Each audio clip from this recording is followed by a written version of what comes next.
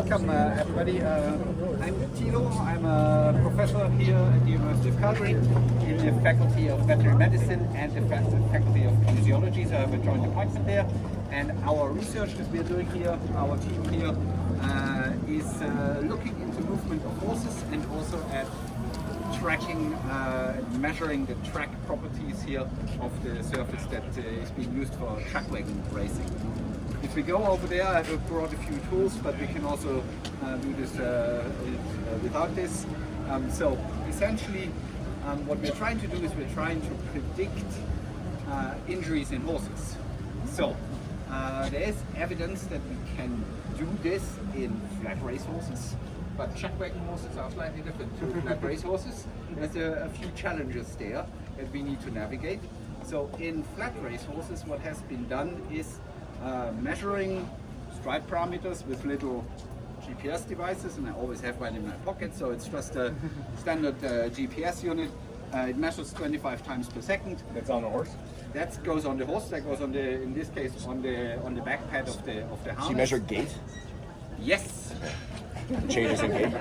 It measures stride parameters. It measures, obviously it's GPS, so it measures how fast these horses are going, but it also, because it measures 25 times per second, we can actually calculate how much the horses are accelerating and decelerating, so we can estimate how many strides, so how many times their legs are contacting the ground each second, and because we have speed, we can then calculate stride length. That's the parameter. You got one on Danny as well?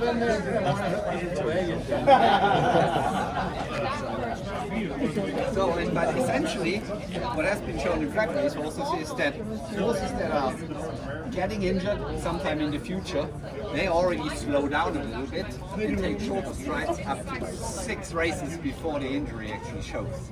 That's crazy. Yeah. Who's your manufacturer of the manufacturing of the GPS device? We use off-the-shelf devices that are used for actually for car racing. So they are used for drag racing and things like that. And they are not particularly expensive, but essentially, because this works in flat race horses, we're hoping that we can adapt this technology to chuckwagon, where obviously you have the challenge here for horses. If one of them wants to slow down, the other one will probably not let it slow down as much. So we need to find new parameters, we need to find accurate and precise parameters that let us adopt this technology to chuckwagon horses. We need to run all 17 horses, get a baseline, understand what the baseline is, find the changes. Yes. And that's what we have started this year. We only have about 10 of those trackers, so we are strategically putting them on some of the chuckwagon horses, so we can measure some things. We've got some data from a few other race courses, and so we will see how that works. And then what we also are doing is we are looking at the track, and we have different tools that we use. One of them is simply a bowling ball that you drop on the surface, and it has built-in accelerometers, so you measure the impact, you measure how much give it's providing to the horse, and also how much energy it's returning back onto the horse. Right? And then we measure moisture as well, and we also measure torque with a very genius device. It's basically two stirrups that you step into. They put some force on the ground, and then you're using a torque wrench to measure how much force you need to rotate. It's sitting over there. Interesting. So if you go past that way, you can see it sitting out here. So that's, essentially, you need 2 people for this, because if you try to do it yourself, I would not recommend it. Please, you put your right foot up, turn around. No, the other way. What's happening right now? First time. Then we put the torque wrench in here, turn it on. Oh, cool. And then you just it won't. Oh, yeah. So what's the actual? Who designed that? What's the actual? So this device has been developed for turf and for synthetic surfaces, but it also works quite nicely here on the road surface.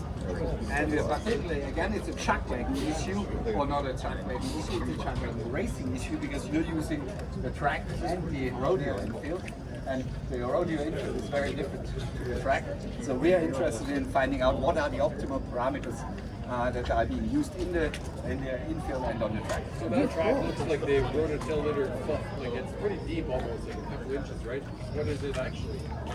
The track, Is it soft, like 3 inches of soft, or is it hard underneath with sand, or what? it is. Top to bottom, what is it actually? They break it. Yeah. Like it's typically it's supposed to be 2 inches and then it kind of feathers out because then it's fair. So then when you go around those corners, those guys on the 2 wide or 3 wide can stay in there, right? Yeah. But this year it's a little different. It's a little heavier on the rail. Is that right? It's rather deep on the rail, Yeah. and it's a sand, silt, and clay mixture. And depending on where in the world you are, you change this mixture a bit. Also, it's very dry in Calgary usually, so you can put in a bit more clay. But it is exactly like this. On the inside, it's a little bit deeper, and that's also we have another device that we measure this with, where we measure how much force you need to insert a little rod into the ground.